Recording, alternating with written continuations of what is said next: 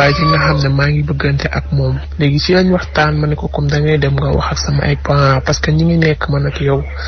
te wóorul ëllëg dara xew suñu diggante. léegi bi loolu amee mu dem wax ak sama grande sœur fekk man boobu sama grande sœur moo ma yore léegi mu ñëwoon wax ko pour mu takk ma soxna kooku mu ne ko man moom ma ko dañ ma koo dénk après man dinaa waxtaan ak sama papa. léegi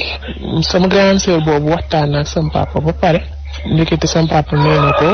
kii duma ko may. gis na man ni may dundee ak waa ji mu bañ lu ma métti rek ñëwante na ma wax ma ko may am problème mu bàyyi ma noonu ci biir ñuy dund man ak moom relation bu neex. suñu mbokk yëpp jot nañ ci ne man damay taxawaalu sama papa bëggu nee na du ma may kii te man yowuma ci dara. ñoom village lañ nekk man naa dem foofu dama eggee dama ko wax ne ma yow da ngay ñib si fii te comme man ki ma la bàyyiloo mu nanguwoo koo bàyyi ma ne ko man papa waxuñu ma dara. léegi bi ma woowee sama copain bi wax ma ko mu ne ma waa baax na fekk man bi may dem ci xool naa ma portable am may yóbbaale ko parce que man mënuma toog fii yow nga nekk foofu duñu gisante. ma ne ko léegi nu ñuy def boobu fekk moom mi ngi woon ak otoom léegi ci la ñëw comme ça ba jege foofu village bi noonu man ma génn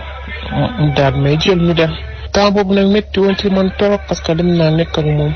sama mbokk yi di ma wër ku nekk affaire bi siiw. léegi buñ toogee biñ nekkee ay 5 jours yooyu ma ne ko lii tamit mënul continuer parce que man nekkuma sa jabar bay continuer di dëkk ak yow nii continuer mënul ne.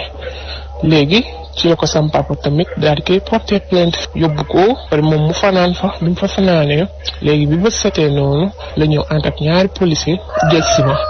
après ñu laaj ma wax commissaire bi ne ma sam papa sa papa ne na kii daf laa kidnappé yóbbu la. ma ne ko déedéet demewul noonu parce que man maa demal sama bopp forcé wu ma mënuñu jël dëgg bi daal jox la ko bàyyi sa papa mais te nag soo bëggee mën nañ la may fii. ma ne ko déedéet man soxlawu ma loolu man damaa bëgg bés biñ may may sama papa taxaw sama yaay taxaw. après daal ñu dem affaire bi continuer ma def lu nekk sëy bi mënul am. dem naa sax ba jox ko sama bopp pour rek xalaatoon ne dinaa ci jële ëmb comme sëy bi am mais tamit loolu yëpp amul. ñu dem ba benn instant moom mu taxaw ne ma comme demee na nii maa ngi lay tàqale sa ay mbokk yëpp relation bi nañ ko bàyyi mu jeex nga dem ma dem. loolu tamit metti woon ci man torop bi mu waxee loolu ma bañal ko déggatuma ko su ma ko woowee duma ko jot ku ma ko laaj te mu metti woon ci man daal. côté boobu metti woon na mais jàppale na ma ci benn instant ma toog déggatuma ko dem ba mu yàgg ñu maye ma biñ ma mayee sëy boobu jotuma sëy sax parce que kooku bëgguma ko woon. mu andiwaat ay problème sama papa sama diggante ak sama papa metti woon torop nag ndax sama papa dafa demoon ba maandone ma tegee ma nee daal dégguma ndigalam te fekk ne man bonuma de damaa gis li nga xam ne dama koo bëgg rek. sëy boobu demoon après divorce am ñu mayewaat ma keneen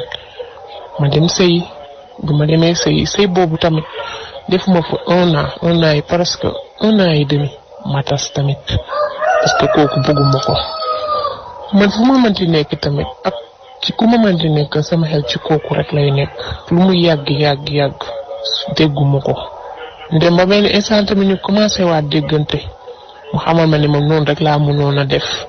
pour nga fàtte ma xam nga ma bàyyi la nga dund sa dund mais man li ma metti sama àdduna mooy tey man mënuma bàyyi sama papa bàyyi sama yaay dem di sëy ak xale bu góor boobu di ko topp parce que xaw ma ëllëg luy xew on sait jamais wóoru. waaw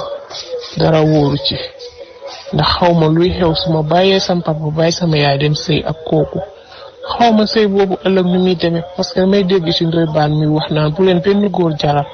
bàyyi seen yaay bàyyi seen papa. li ngay dégg xalaas góor ñi ni ñuy trompé jigéen ñi wóorul daal. man nag ma jaaxle torop te mënuma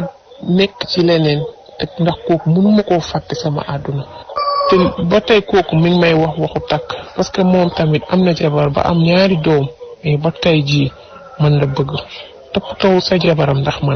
man xam naa ne sëy bi mënul am ndax sama papa ba tey jii fa mu taxawoon ba tey foofu la taxaw. man na ku ma jàppale laa bëgg te yàlla rek tax mu ñaanal ma mu génn sama xel ma uti jëkkër dem sëy. waaw parce que tamit ñi ma bëgg bari na torop te ak ku ma ñaanal waa ji génn sama xel ba set wecc